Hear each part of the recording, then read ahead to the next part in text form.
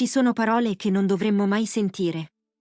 Nicola, 41 anni, rappresentante di commercio in un paese vicino Bari, ne ha sentita una alle 2:43 di notte. Un nome, sussurrato da sua moglie nel sonno. Un nome che non conosceva. Quello che ha scoperto seguendo quel filo è molto più di un tradimento, e vi assicuro che il colpo di scena non è quello che immaginate. Ma soprattutto sentirete come ne è uscito, un giorno alla volta. Nicola ha avuto il coraggio di mettersi a nudo per raccontarci tutto. Se vuoi darmi una mano a portarti altre storie così, lascia un like, a te costa un attimo, per noi vale moltissimo. E mentre ascolti, scrivi nei commenti, tu cosa avresti fatto al suo posto? Qui ogni settimana trovi storie vere come questa, iscriviti, così non le perdi. L'ha detto nel sonno. Un nome. 3 sillabe sussurrate alle 2:43 di notte. E il mio matrimonio è finito lì. Anche se io ci ho messo altri 2 mesi a capirlo. Mi chiamo Nicola, ho 41 anni e faccio il rappresentante di commercio. Macchine da caffè professionali, bar, ristoranti, pasticcerie. Giro la Puglia da 15 anni con la stessa valigetta, lo stesso portatile e lo stesso caricabatterie da accendisigari. Conosco ogni autogrill tra Foggia e Lecce e ogni barista mi chiama per nome. Casa mia è a Mola di Bari, il mare a 200 metri. L'odore di salsedine che entra dalle persiane quando c'è il levante. E poi c'era Miriam, 38 anni, il tipo di donna che quando entra in un bar i cucchiaini si fermano nelle tazzine. Capelli scuri, occhi verdi, un modo di ridere che ti faceva sentire l'uomo più interessante della stanza. 7 anni di matrimonio. La gente mi diceva: Nicò, ma come hai fatto? E io ridevo sì.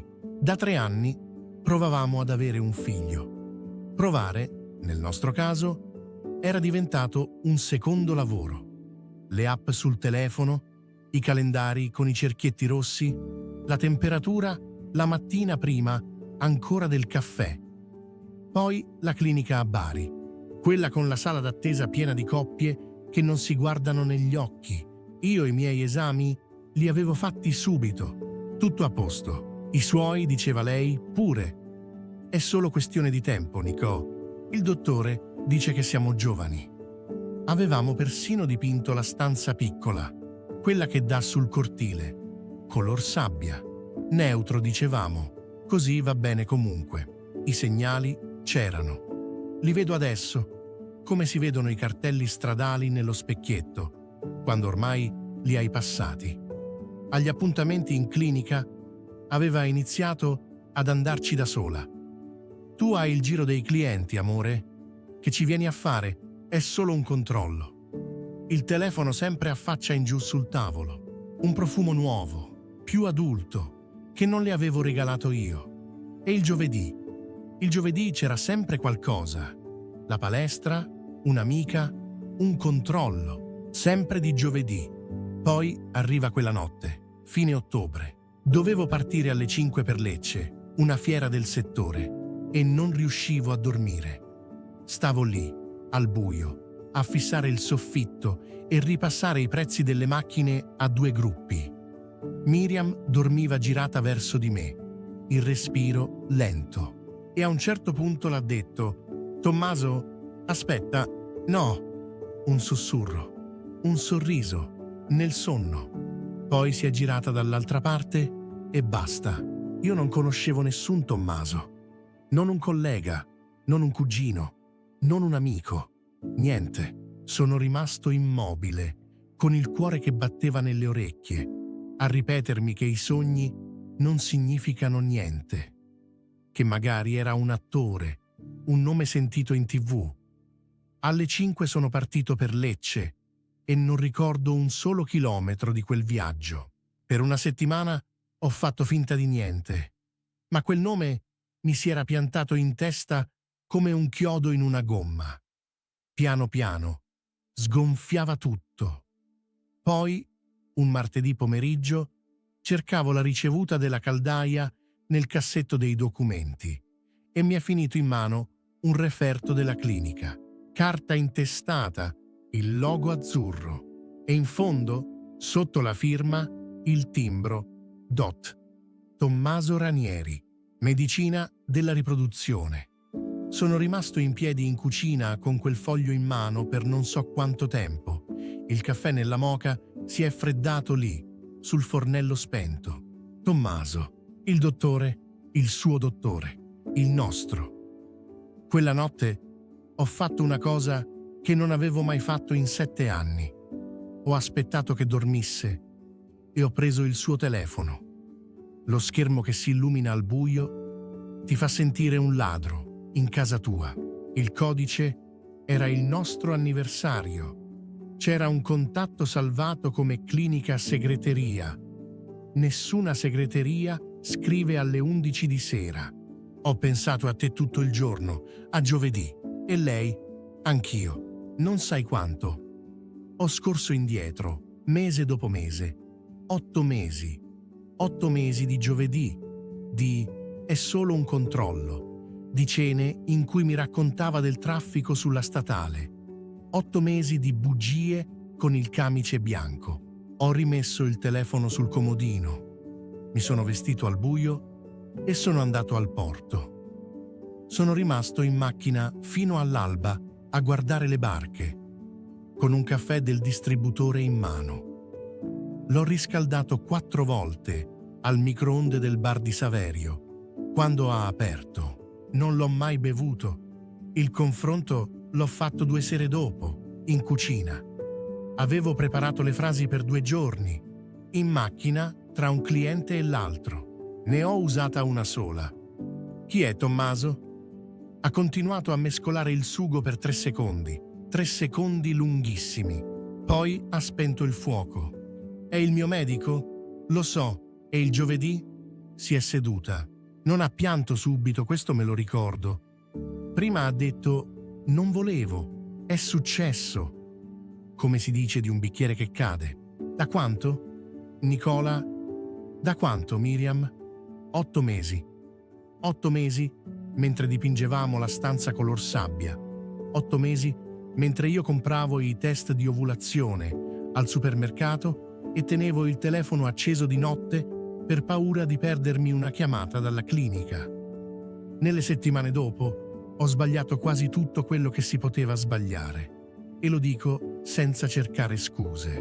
Ho controllato il suo telefono ogni notte, come un turno di guardia che non finiva mai. Ho iniziato a tenere una bottiglia di primitivo in macchina e certe sere il giro clienti finiva alle 4 in un parcheggio. Una sera ho aspettato Ranieri fuori dalla clinica. L'ho visto uscire, elegante, le chiavi della macchina in mano, e gli sono andato addosso. L'ho preso per il bavero contro la sua portiera e gli ho detto cose che non ripeto. Lui non si è nemmeno difeso. Ha solo detto: capisco, capisco. Quella parola mi ha fatto più male delle mani che non ho alzato. Sono tornato a casa tremando, e non di rabbia soltanto, di vergogna. Non ero più io. Poi è arrivata la fase peggiore, la speranza.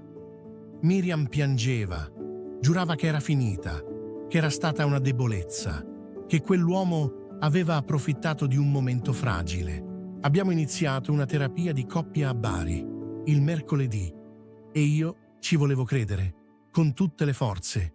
Volevo la mia vita di prima. Abbiamo persino parlato di cambiare clinica, di ricominciare il percorso a Monopoli, da capo, puliti. Un figlio aggiusterà tutto, mi ha detto una sera. E io, che ero un uomo che stava affogando, ho preso quella frase come una boa. È stato proprio per la clinica nuova che è crollato tutto. Servivano le cartelle cliniche, gli esami vecchi, per il trasferimento.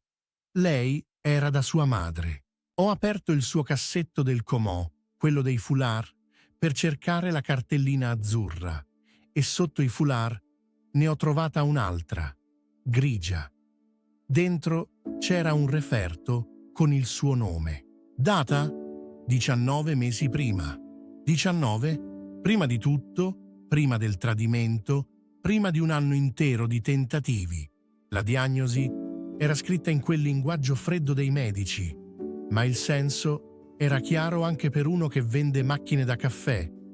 Riserva ovarica quasi azzerata. Probabilità di concepimento naturale prossime allo zero. Firmato DOT. Tommaso Ranieri. Lei lo sapeva da 19 mesi. Sapeva che i calendari, i cerchietti rossi, la temperatura la mattina, la stanza color sabbia, che era tutto teatro. Mi ha lasciato sperare, mese dopo mese, esame dopo esame, mentre l'unico che conosceva la verità insieme a lei era l'uomo con cui passava i giovedì. Il tradimento era una ferita. Questo era un'altra cosa. Questo era guardarmi negli occhi per un anno e mezzo mentre io programmavo i viaggi di lavoro intorno ai giorni giusti del calendario. Quando è tornata, la cartellina grigia era sul tavolo della cucina. Non ho urlato, non ci riuscivo nemmeno. Ho chiesto solo perché? E lei ha detto la frase che mi porto ancora addosso. Non riuscivo a dirtelo, mi vergognavo. Lui lo sapeva già. Con lui non dovevo fingere. Con lui non doveva fingere. Quindi con me fingevi, ho detto. Da 19 mesi tu con me fingevi tutto. Non ha risposto. E quel silenzio è stato l'unica cosa onesta che ho avuto da lei in 2 anni. Quella notte ho toccato il fondo. Il porto, di nuovo, la macchina, la bottiglia. A un certo punto ho guardato il telefono, le 3:10, e ho pensato una cosa che non avevo mai pensato in vita mia e che mi ha fatto paura. Ho acceso il motore e sono andato da mia sorella, a Rutigliano. Ho suonato alle 4. Non ha chiesto niente. Mi ha aperto il divano letto e mi ha messo accanto un bicchiere d'acqua. La svolta è arrivata da dove non me l'aspettavo. Da un cliente. Don Ciccio, 82 anni, un bar a Polignano che gli avevo attrezzato io 10 anni fa. Una mattina mi sono seduto al suo bancone con una faccia che evidentemente parlava da sola. Lui non ha chiesto niente. Ha fatto il giro del bancone, cosa che non faceva mai, e mi ha preparato il caffè con le sue mani. Me l'ha messo davanti e ha detto: «Nicò, il caffè buono si fa con l'acqua pulita. Se l'acqua è sporca, puoi avere la macchina migliore del mondo. Viene amaro lo stesso. Cambia l'acqua, figlio mio». Sembra niente, ma io, quella frase, me la sono portata in macchina per tutta la Puglia e da qualche parte tra Fasano e Ostuni ho capito che aveva ragione. Cambiare l'acqua è stato lento. Ho chiamato un avvocato e ho firmato le carte della separazione senza fare la guerra. Non volevo vincere, volevo uscire. Ho scritto una segnalazione all'ordine dei medici su Ranieri, l'ho spedita e ho deciso che qualunque cosa ne uscisse non era più affar mio. Sono andato da uno psicologo a Bari, io che pensavo che dallo psicologo ci andassero gli altri. Alla prima seduta ho parlato per 10 minuti e ho guardato il pavimento per 40. Ho ricominciato a correre sul lungomare, alle 6, quando c'è solo il rumore delle onde e dei pescatori. Ci sono state le ricadute. Non lo nego. Una notte l'ho chiamata alle 2, dopo 3 bicchieri, e ho riattaccato al primo squillo sentendomi un ragazzino. Per mesi ho controllato i suoi profili, finché un sabato ho bloccato tutto. E quella è stata una vittoria più grande di quanto sembri. La stanza color sabbia l'ho ridipinta io stesso, un weekend di marzo, di bianco. Adesso è il mio ufficio, listini, campionari, la scrivania sotto la finestra. Certe mattine ci entro col caffè in mano e il colore sabbia non lo vedo più. Certe altre sì. Sono passati 2 anni. Miriam vive a Bari. Ci siamo visti dal notaio l'ultima volta. Siamo stati educati, quasi gentili. Io sto meglio. Non bene come nelle pubblicità, meglio nel modo vero. Dormo, lavoro, rido con i clienti e ogni tanto, il giovedì, mi arriva ancora una fitta da qualche parte, come il tempo che cambia sulle ossa. Se devo dire cosa ho imparato, è questo. Una bugia detta per non farti soffrire ti fa soffrire il doppio, solo più tardi e con gli interessi. E la verità è testarda. Puoi chiuderla in un cassetto sotto i foulard, puoi coprirla con un camice bianco, ma prima o poi trova una crepa. A volte le basta un sussurro alle 2:43 di notte per svegliarti.